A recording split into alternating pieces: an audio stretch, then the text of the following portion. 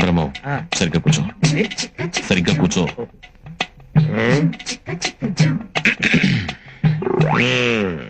పెళ్లి కూతుర్ని పిలిపించమంటావా?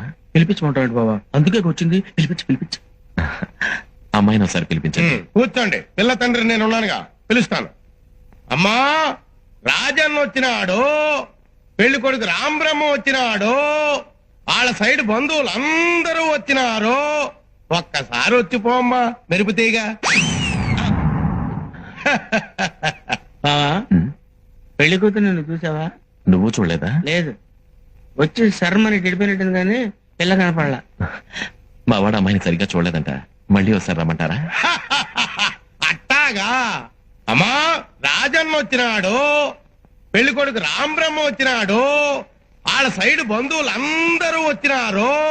ఒక్కసారి వచ్చిపోమ్మా మెరుపుతీగా. లేబా వెళ్ళిపోదాం. తప్పురా. తప్పేంటండి? ఇందాక చీర కనపడింది, ఇప్పుడు అసలు ఏమీ కనపడలా. ఏమి చూడకుండా పెళ్లి చేసుకుంటావా? పిల్లకి కొంచెం సిగ్గెక్కువ, తుర్రు అంటది, అందుకే మెరుపు తీగని పేరు పెట్టిన. మీరు ఏ పేరు పెట్టుకుంటే మాకెందుకండి?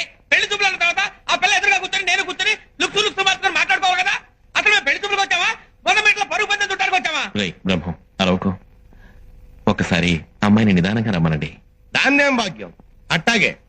అమ్మా, మెరుపు తీగ, రాజన్న వచ్చినాడు, పెళ్లి కొడుకు రాంబ్రహ్మ వచ్చినాడు, వాళ్ళ సైడ్ బంధువులు రాంబ్రహ్మ వచ్చినాడు, పెళ్లి కొడుకు చచ్చినాడు, బంధువులంతా చచ్చినారు అని ఓ దీర్ఘాలు తీసి ప్రాణాలు తోడేస్తున్నావు కదా. ఆ పెళ్లి కూతురి ఒకసారి